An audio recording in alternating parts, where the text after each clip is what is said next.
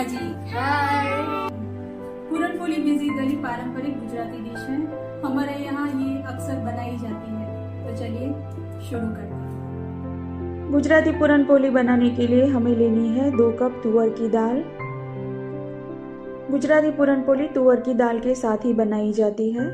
तुअर की दाल को हमें अच्छे से 2 से 3 बार पानी से वॉश कर लेना है और आधे घंटे के लिए भिगो लेना है। जिस कप या बाउल का नाप लेके आपने तुअर की दाल ली है, उसी सेम कप या बाउल का नाप लेके हमें सेम क्वांटिटी में गुड़ लेना है।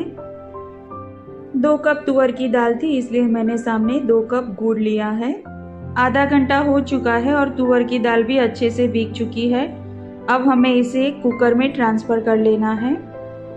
पानी का नाप भी हमें सेम ही रखना है। 2 कप पानी लेके हमें इसे 3 विसल आने तक कुकर में अच्छे से पका लेना है। 2 कप तुअर की दाल थी, पानी भी 2 ही कप है और गुड़ भी हम 2 ही कप इस्तेमाल कर रहे हैं। बहुत ही आसान सा नाप है इसका। और इसमें हमें 1 टीस्पून जितना घी ऐड कर लेना है। घी ऐड करने के बाद हमें कुकर का ढक्कन लगा देना है और इसे 3 विसल आने तक पका लेना है।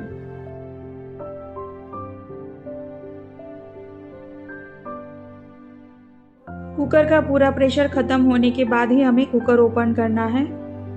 दाल हमारी अच्छे से गल चुकी है। एकदम परफेक्ट पानी का नाप लेके ये दाल बॉईल करने से ना ही ये दाल जलेगी और ना ही इसमें ज़्यादा पानी बचेगा।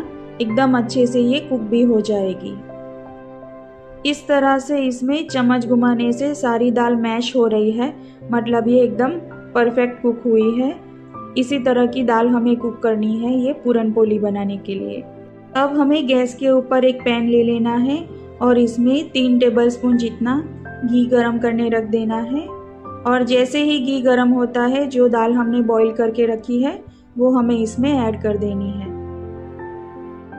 आज हम गुजराती पूरनपोली बना रहे हैं, इसलिए इसे हमने तुअर की दाल के साथ बनाया है।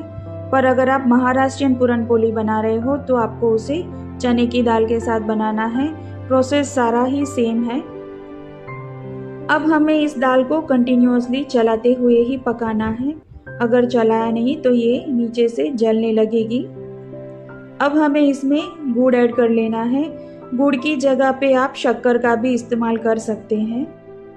अभी हमने यहाँ पे दाल और गुड़ की क्वांटिटी सेम रखी है, पर आप अपने स्वाद अनुसार मीठा कम या ज़्यादा कर सकते हैं। पूरन का कलर एकदम अच्छा है, इसलिए हम यहाँ पे 15 से 20 केसर के धागे ऐड कर रहे हैं। केसर ऐड करना बिल्कुल ही ऑप्शनल है, आप चाहें तो इसे स्किप कर सकते हैं। गुड़ ऐड करने की वजह से पूरन में थोड़ा पानी रिलीज होता है, तो हमें इसे तब तक पकाना है जब तक कि ये पानी खत्म नहीं हो जाता है। इस पूरन को आप स्टोर भी कर सकते हैं। पूरन बनाने के बाद अच्छे से ठंडा कर लीजिएगा और एयरटाइट कंटेनर में भर के फ्रीज में रख लीजिएगा, तो 3 से 4 दिन तक आपका ये पूरन खराब नहीं होगा। अब हमें इसमें ऐड करना है 1/2 टीस्पून इलायची का पाउडर और 1/4 टीस्पून जायफल का पाउडर। अगर आप चाहें तो इसमें दरदरी पीसी हुई सौंफ भी ऐड कर सकते हैं। सौंफ का टेस्ट भी पूरनपोली में बहुत ही बढ़िया लगता है।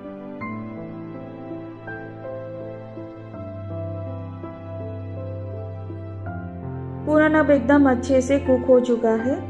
अब इसे हम एक प्लेट में ट्रांसफ़र कर लेते हैं ताकि ये ठंडा हो सके। और इसके ऊपर हमें ऐड करनी है खसखस। जब तक ये पूरन ठंडा होता है तब तक हम हमारे संडे के फन ट्रैवल की कुछ क्लिप्स देख लेते हैं।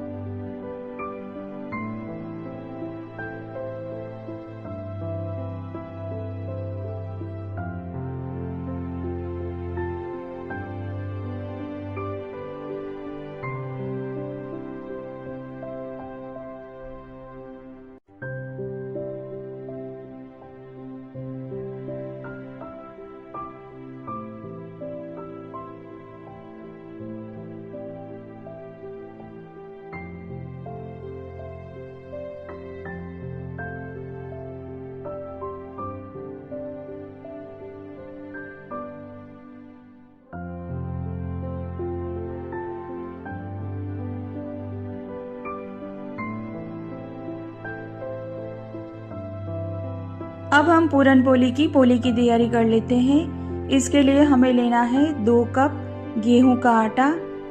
गेहूं के आटे की जगह पे आप मैदे का इस्तेमाल कर सकते हैं, पर हमारे यहाँ गुजराती पूरन पोली गेहूं के आटे के साथ ही बनती है।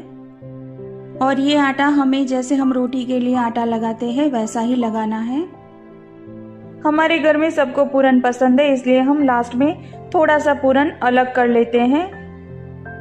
इसलिए हमने पोली के लिए सिर्फ 2 कप आटा लिया है, पर अगर आप सिर्फ पूरन का इस्तेमाल पूरन पोली बनाने के लिए करने वाले हो तो 3 कप आटा ले लीजिएगा। अब हमें आटे में थोड़ा सा ऑयल ले लेना है और इसे अच्छे से मसल लेना है।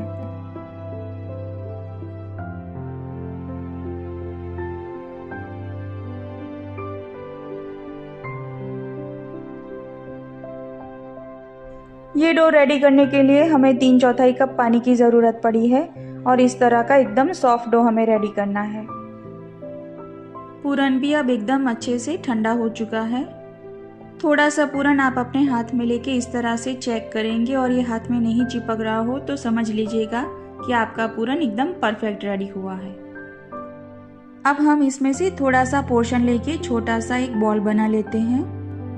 जिस साइज की आपको पूरन पोली बनानी हो उसी साइज का आपको इसका ये बॉल बनाना है।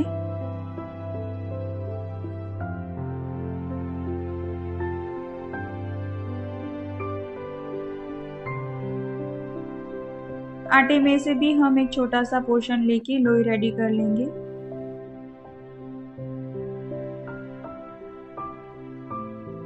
अब हमें थोड़ा सा सूखा आटा ले लेना है और इससे रोटी बेल लेनी है।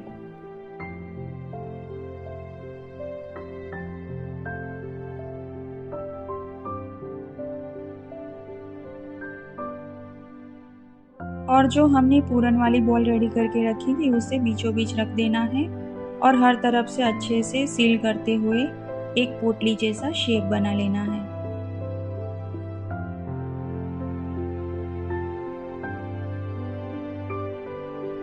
और जो भी एक्स्ट्रा आटा है उसे हमें रिमूव कर लेना है।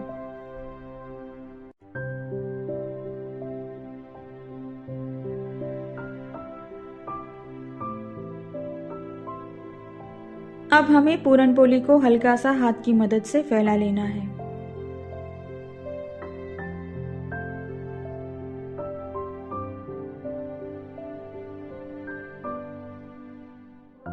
उसके बाद एकदम हल्के हाथों से थोड़ा सा हम पूरन पोली को बेल लेंगे और इसी तरह से हमें बाकी की सारी पूरन पोली रेडी कर लेनी है। अब हम पूरन पोली को सेक लेते हैं।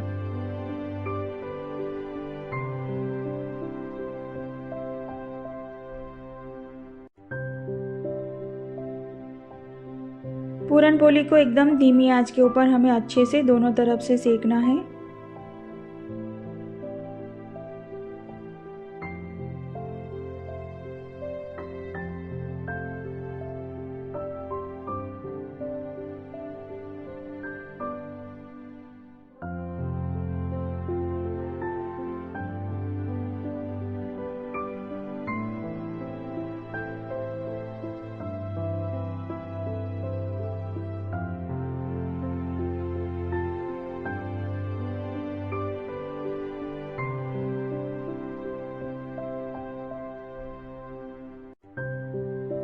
पूरन पोली सीख चुकी है, अब इसे हम बाहर ले लेते हैं।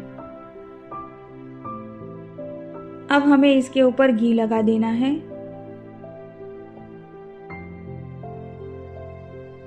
तो हमारी गुजराती स्टाइल पूरन पोली बनके तैयार है। आप भी इस रेसिपी को ज़रूर से ट्राई कीजिएगा और मुझे नीचे कमेंट सेक्शन में बताइएगा कि आपको ये रेसिपी कैसी लगी। And don't forget to share, like and subscribe to my YouTube channel which is quick cooking with Toral. Thanks for watching.